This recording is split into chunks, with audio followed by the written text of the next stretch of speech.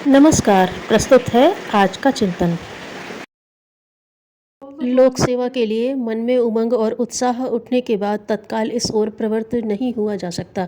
इसके लिए अपना दृष्टिकोण बदलना पड़ता है, मान्यताओं में आवश्यक परिवर्तन करना पड़ता है, तब कहीं जाकर सेवा साधना संभव होती है। मनुष्य के पास थोड़ी सी शक्तियाँ हैं और थोड़ा सा जीवन है, उसे लौकिक प्रयोजन में लगा दिया जाए अथवा पारमार्थिक प्रयोजनों में, यह निश्चय स्वयं ही करना पड़ता है। अपने स्वार्थों के लिए हर कोई प्रयत्न करता है। लोकसेवी अपनी शक्तियों का नियोजन जनसेवा के लिए, परमार्थ कार्यों के लिए करता है।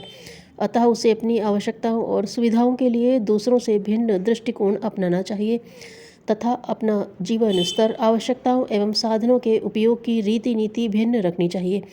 प्रायः दृष्टिकोण न बदलने के कारण ही सेवा धर्म कठिन जान पड़ता है और उसका निर्वाह नहीं हो पाता। उदाहरण के लिए आवश्यकताओं को ही लें। बहुत से व्यक्ति यह सोचते हैं कि संपन्नता और समृद्धि ही जीवन का लक्ष्य है और उसे प्राप्त करने में जो सफल हो गया वही धन्य है। लोकसेवी का दृष्टिकोण इससे भिन्न होना चाहिए। उसे साधनों की विपुलता नहीं, व्यक्तित्व की श्रेष्ठता को बड़प्पन का आधार मानना चाहिए। इच्छित स्तर की साधन संपन्नता हर कोई अर्जित नहीं कर पाता, लेकिन लक्ष्य सभी का वही रहता है। लोकसेवी को सर्वसाधारण से भिन्न रीति नीति अपनानी चाहिए। अपने निर्वाह के लिए लोकसेवी को कम से कम आवश्यकताएं रखने का दृष्टिकोण विकसित करना चाहिए। बड़प्पन धन संपत्ति के शान शौकत से नहीं, उत्कृष्ट और आदर्श व्यक्तित्व तथा महान बनाने वाले सद्गुणों से मिलता है। प्राचीन काल में लोकसेवी परंपरा के अंतर्गत जितने भी संत, ऋषि, विचारक, मनीषी और महापुरुष हुए, उन्होंने यही दृष्टिकोण अपनाया। ऋषियों के रहन सहन की सादगी इतनी सुविख्यात है कि उस संबंध में कुछ भी कहना पुनरुक्ति ही कहलाएगा। चाणक्य, जिन्होंने भारत को एक राष्ट्र के रूप में संगठित करने के लिए चंद्रगुप्त का मार्गदर्शन किया, हमेशा एक कुटिया में रहे। लोक सेवियों की आदर्श परंपरा की रक्षा के लिए उन्होंने न्यूनतम आवश्यकता की मर्यादा का ही पालन किया। गोपाल कृष्ण गोखले, महर्षि अरविंद, ईश्वरचंद्र विद्यासागर, गांधी आदि मनीषी महामानवों का जीवन तो 30-40 वर्ष पूर्व की ही बात है। उन्होंने अच्छी संपन्न स्थिति में रहते हुए भी न्यूनतम साधनों का उपयोग अपनी आवश्यकताओं की पूर्ति के लिए किया। संसार में जितने भी महान व्यक्ति हुए हैं, उन्होंने आवश्यकताओं के संबंध में अनिवार्यता का दृष्टिकोण अपनाया। सुकरात के संबंध में कहते हैं, जब भी वे कोई वस्तु खरीदते या कोई नया सामान जुटाते तो उसके पहले अपने आप से यह प्रश्न करते कि क्या इस वस्तु के बिना मेरा काम नहीं चल सकता। यदि उत्तर में हाँ मिलता तो वे खरीदते, अन्यथा उस विचार को छोड़ देते थे। कम साधनों में निर्वाह गौरव और गरिमा की बात है। यह दृष्टिकोण विकसित किया जा सके तो न अभावों की समस्या रह जाती है और न किसी बात की कमी होने की शिकायत रह जाती है। महात्मा गांधी खद्दर की एक धोती भर पहनते थे और जनसाधारण, जिन्हें अनुपयोगी और निम्न स्तरीय साधन उपकरण समझते, उनका प्रयोग करते थे, लेकिन इससे उनके सम्मान में कोई कमी नहीं आई, अपितु सर्वसाधारण भी उन्हीं साधनों को अपनाने में गौरव अनुभव करने लगे। कम वस्त्र या कम साधन होने से कोई छोटा या गिरा हुआ नहीं हो जाता।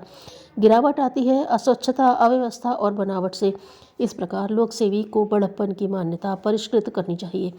अपना जीवन स्तर सादा, स्वच्छ तथा सुव्यवस्थित रखना चाहिए। सादगीपूर्ण वेशभूषा और न्यूनतम आवश्यकताएं, यह सिद्धांत अपने जीवन में समाविष्ट कर लेना चाहिए। सुरुचिपूर्ण सादगी को ही अपनी गौरव गरिमा समझने की दृष्टि विकसित की जानी चाहिए। लोकसेवियों को अपने स्वरूप की गौरव गरिमा का ध्यान रखने के लिए उज्ज्वल चरित्र और धवल व्यक्तित्व की आवश्यकता अनुभव करनी चाहिए। इस संबंध में यह मान्यता बनाई और अपनाई जाए कि हम जो कुछ भी कहना चाहें, जो कुछ भी शिक्षा दें, वह वाणी से कम और व्यक्तित्व से अधिक उद्भूत हो। कहने का अर्थ यह है कि लोकसेवी अपनी गरिमा को समझे और उसे अक्षुण्ण बनाए। लोकसेवी को अपना स्वभाव, अपना रहन सहन और अपना आचरण इस स्तर का रखना चाहिए कि उसे देखकर ही लोगों में लोकसेवी के प्रति श्रद्धा उत्पन्न हो। इसके लिए आत्मनिर्माण की साधना द्वारा अपनी कमियों को खोजना और दूर करना, कमजोरियों को हटाना तथा सत्प्रवृत्तियों को अपने स्वभाव का अंग बनाना होगा। व्यक्तित्व की दृष्टि से लोकसेवी को अपना विकास इतना प्रखर और उच्च करना चाहिए कि उसकी वाणी से अधिक उसके कर्म प्रेरक बने। व्यक्तिगत रूप से अपने दृष्टिकोण को साफ करने और उसमें उज्ज्वलता, धवलता का समावेश करने के साथ परिवार के संबंध में भी अपने दृष्टिकोण और रीति नीति को परिष्कृत कर लेना चाहिए। लोक सेवा का व्रत धारण करने के नाते अपनी आवश्यकताओं को तो कम किया जा सकता है, लेकिन बच्चों की सुविधाओं में तो कटौती नहीं की जानी चाहिए। यदि यह दृष्टिकोण अपनाया गया तो सादगी नाम मात्र की चिन्ह पूजा बनकर रह जाएगी। कहना नहीं होगा कि प्रायः अन्य लोग सेवी के साथ साथ परिवार के संपर्क में भी आएंगे।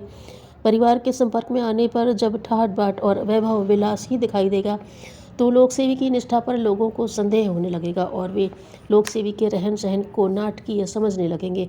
परिवार के लिए सुविधा साधन जुटाने और धन संपत्ति इकट्ठी करने के स्थान पर घर के सदस्यों में सद्गुणों का संवर्धन और उत्कृष्टता का अभिवर्धन किया जाए तो अधिक श्रेयस्कर है। धन संचय और संपत्ति संग्रह कर घर के बच्चों को निकम्मा और आलसी बना देने की अपेक्षा अच्छा है कि उन्हें परिश्रमी पुरुषार्थी जीवट वाला तथा सद्गुणी बनाया जाए।